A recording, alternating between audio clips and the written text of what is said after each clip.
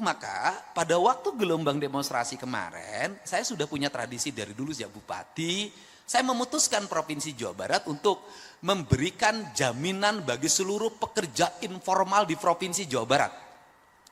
Gojek, kuli bangunan, kuli nyangkul, pemulung, pembantu rumah tangga, dan seluruh komponen lainnya yang dia non ASN, non pengusaha, non TNI, non Polri, non anggota DPR. Untuk mendapat asuransi ketenaga kerjaan. Tujuannya apa? Recovery kalau mereka ngojek jatuh dari motor, kakinya patah, di rumah sakit, dia bisa diobatin dan diganti penghasilannya selama di rumah sakit. Karena ini mencegah kemiskinan baru. Nah, maka dalam sistemnya, Kepala Bapeda saya sampaikan, kan sekarang tuh lagi daftar nih orang dari kabupaten, dari mana-mana. Nanti kerjasama dengan bupati, wali kota. Sistemnya itu harus dimasukin akses terhadap KUR perumahan. Nah, kalau ini dia jaminan asuransi tenaga kerjanya kita dapat, mereka dapat KUR jaminan perumahan, dapat rumah yang murah, maka siklus ya kan, pertumbuhan ekonomi akan tumbuh. Kenapa? Apa sih yang terjadi di Jawa Barat hari ini? Yang terjadi di Jawa Barat hari ini adalah merubah paradigma anggaran provinsi dari anggaran orkestrasi menjadi anggaran teknokrasi.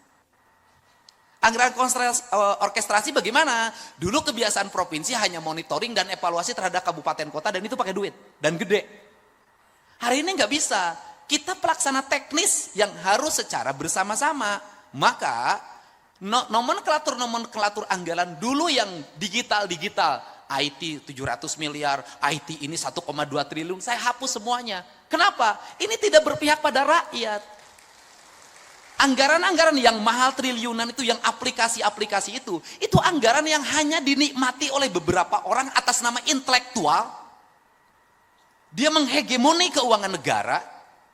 Dia menjual produknya 1 triliun 500 miliar, itu hanya dibagi oleh 5 orang saja dengan atas nama intelektual. Seorang intelektual tidak boleh menyengsarakan komunal karena akan menjadi konflik sosial.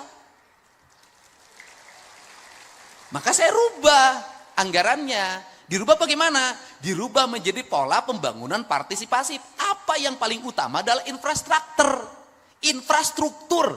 Anda mau ngomong kemajuan apapun tidak bisa. Yang diharapkan oleh masyarakat hari ini di mana-mana teriak di media sosial cuma 2. Pak Dede jalana goreng, Pak Dede. Yang kedua lagi, Pak Dede imahna butut, Pak Dede bocor, Pak Dede. Itu. Nah, kalau seperti itu maka anggaran dirombak. Nah, apa sih yang terjadi di provinsi kalau tadi melahirkan pertumbuhan, kemudian lapangan kerja terbuka, merubah Pak, misalnya begini. Dulu di Dinas Pendidikan Jawa Barat tidak 1 unit bangunan pun teranggarkan. 0. Saya rubah hari ini mendekati 1 triliun. Dulu anggaran infrastruktur jalan seprovinsi Jawa Barat ini hanya 400 miliar. Hari ini 3 triliun.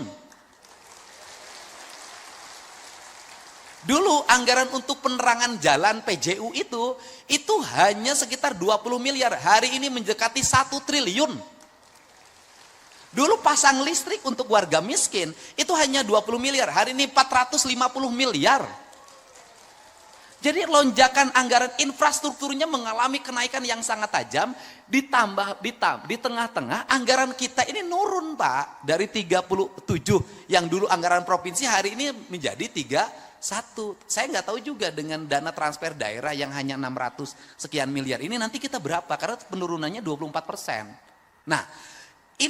Nah, apa kemudian yang berikutnya? Instruksi apa lagi yang saya lakukan? Instruksi saya adalah setiap jalan harus ada drainase. Dan drainasenya harus manual. Kenapa saya milih drainase manual dibanding pabrikan? Tujuan saya adalah agar ada kuli bangunan. Tetapi masih ada kelemahan, pemborongnya masih akal-akalan. Akal-akalan di mana? Kuli bangunan punya akses terhadap asuransi, harus mendapat hak, tidak diberikan. Dan saya ancam semuanya, kontraktor Provinsi Jawa Barat yang tidak mengasuransikan seluruh pegawai kuli bangunannya, saya tidak akan bayarkan kontraknya. Atau saya akan potong itu asuransinya, saya bagikan ke kuli bangunannya. Ini kan yang terjadi seperti itu. Nah, Kemudian setelah itu saya katakan lagi, apa yang terjadi lagi? Saya ngomong tentang ketidakadilan. Ini kan kurangnya gubernur dan bupati mengorkestrasi perumahan.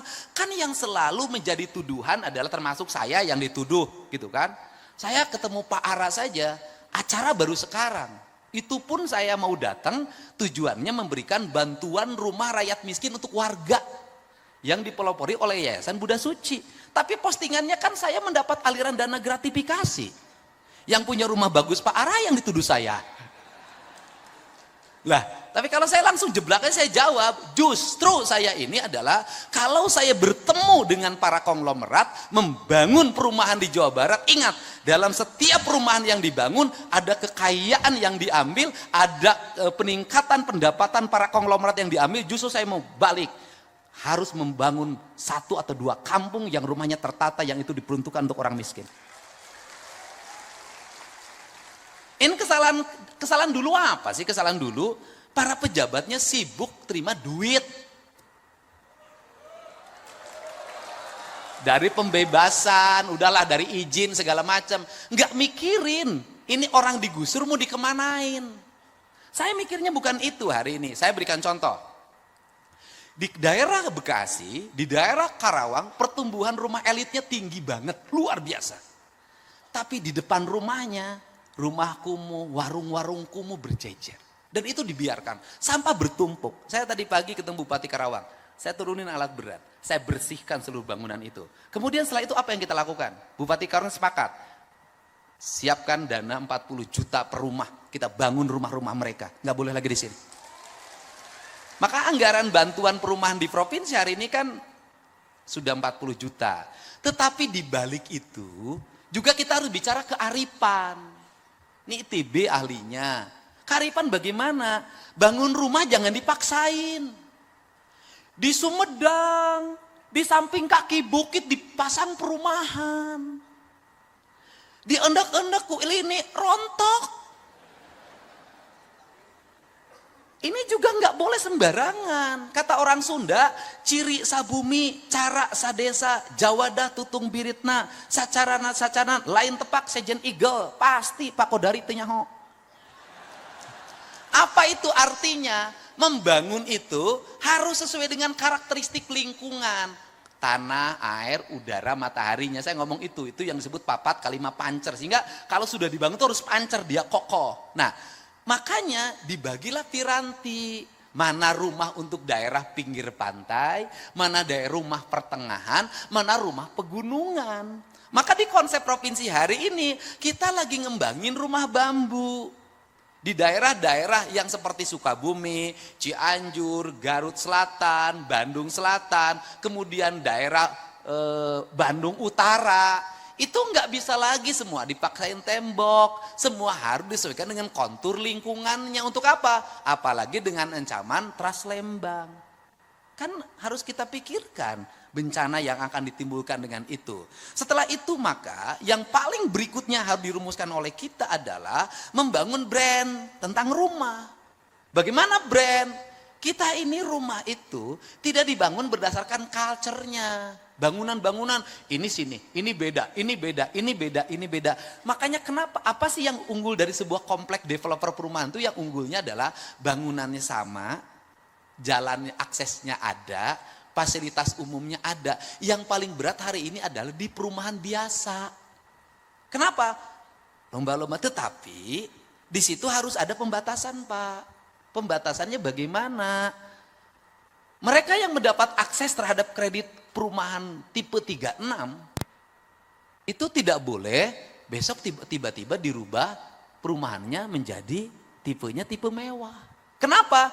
Ketika dia ngambil perumahan subsidi di situ 36, besoknya dia bangun 3 lantai di situ, maka dia sudah mengambil hak orang lain. Artinya akhirnya besoknya timbullah kecemburuan sosial. Yang ini tetap tidak berubah karena memang rumahnya peruntukan kelas menengah ke bawah. Tiba-tiba tetangganya rumahnya gede banget dan hebat banget. Itu konflik, bertengkar itu. Karena tidak ada satu perasaan dan satu tujuan. Nah, ini yang harus dibangun sehingga pada hari ini